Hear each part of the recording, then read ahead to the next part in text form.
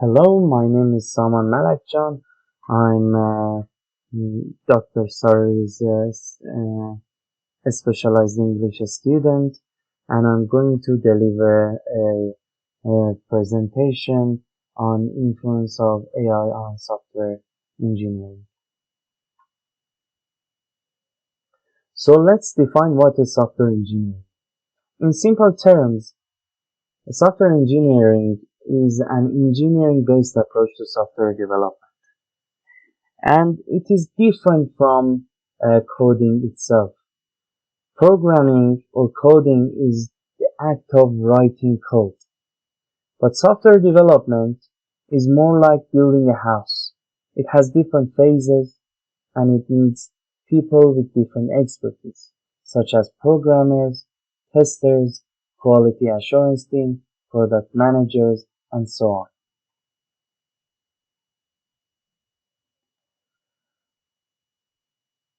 In academic papers, software development lifecycle has 6 stages.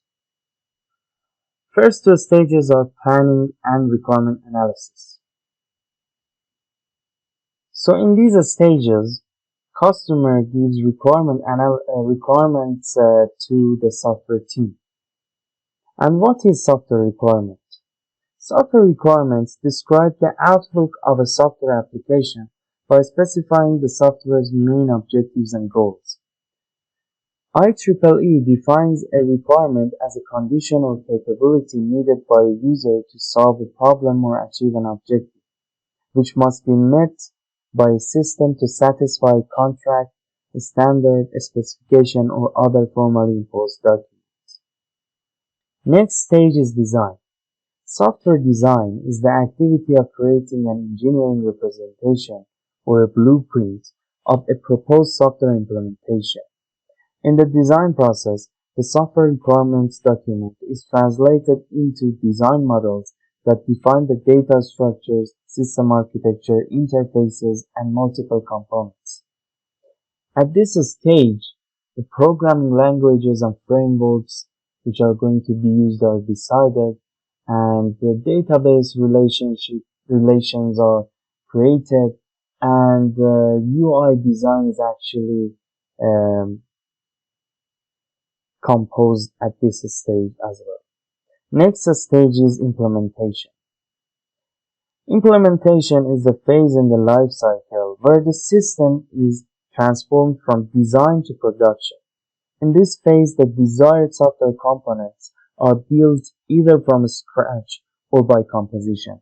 And that means that the components are maybe created from scratch, meaning the whole program is written by the programmer, or the programmer uses libraries or written software. Next stage is testing and integration. Software testing is a process of executing a program or application with the intent of finding the software defects or bugs.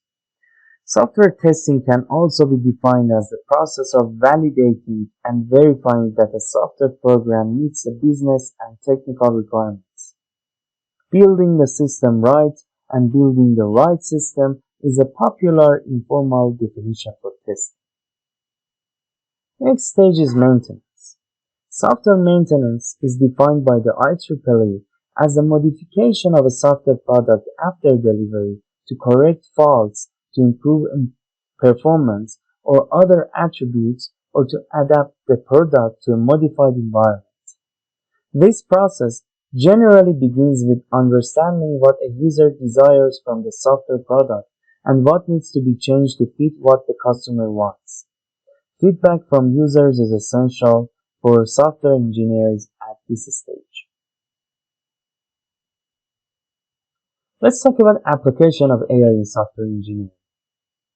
AI has application in each and every stage of the life cycle. And now we're going to talk about its application at project planning and requirement analysis. At this stage, natural language processing tools are commonly used to identify problems in user stories and requirements. Because it has been found that enterprises typically spend an extra 60% dealing with requirement problems on larger projects because of requirement defects. So, AI tools can actually help to generate a clean set of requirements to avoid those extra costs by companies. AI today can detect defects related to ambiguity, inconsistency, complexity, duplication, omissions, testability, and sizability. However, AI struggles to find defects such as whether a requirement is valid regarding the design or not. So AI cannot think creatively on its own here. And tools such as a Scope Master are actually used in the industry for detecting defects in user requirements. Another use is estimation of duration and cost of the project. Usually duration and cost are contradictory, and it is really hard for humans to harmonize between these two. So actually AI tools are really helpful to support this process and make a good estimation of the project cost and duration based on data of previous projects. In the design phase, AI can be used for database design. So knowledge-based systems, which is an area of AI that uses human expert knowledge to help with decision making and create new knowledge, can be used for database design. It can be used to explore architectural models and to suggest the suitable architectural models to developers. Also, it can consider user context and user attributes to suggest UI design features to help with the UI design, considering, for example, the user's age, if the user has a disability or not, and those kind of metrics. It can actually suggest features for the UI design. Next step is implementation. AI actually has a lot of application at this stage, such as code generation, code reuse, bug detection, refactoring, and so on. And there are a lot of tools that can be used, such as ChatGPT. ChatGPT itself uses a large language model and which uses neural networks to generate new code, and it's actually trained on a huge amount of data to be able to generate new code to answer technical questions for developers. I mean, ChatGPT has a lot of application, but in this case, it can create code. It can help with detecting bugs a little bit, and so on. GitHub Copilot is actually trained on GitHub repositories, and it can be used as an extension on VS Code to suggest code snippets, generate code, given a problem or question. It can actually answer technical questions as well. Mintlify is another tool which is used for document generation. It actually helps with document challenges, and given a code snippet, it can actually generate a document explaining what the code does. So if a developer is not sure what a part of code is doing, Mintlify could be useful to explain that part of code and create a documentation, and it can actually speed up the writing the documentation and the development process generally.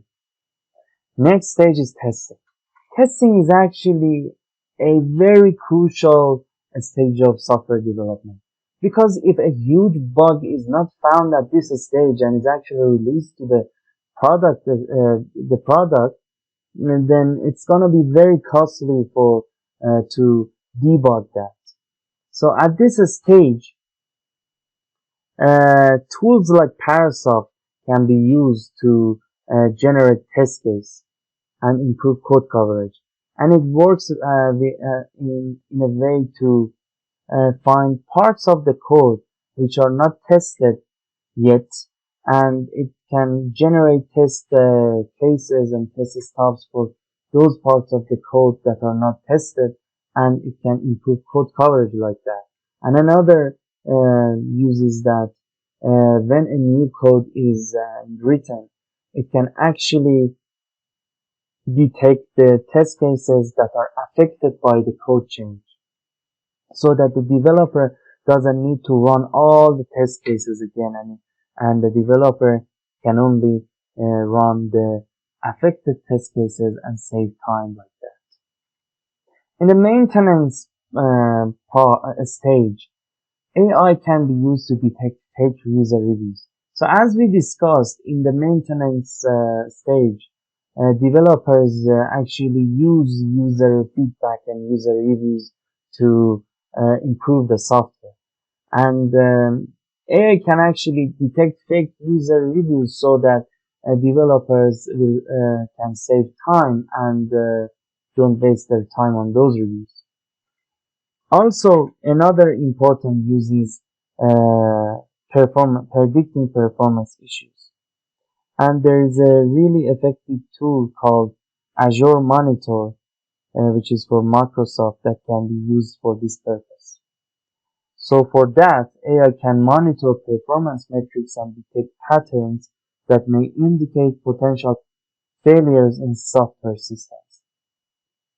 Development managers can implement AI-driven predictive maintenance to proactively identify and address issues before they become critical.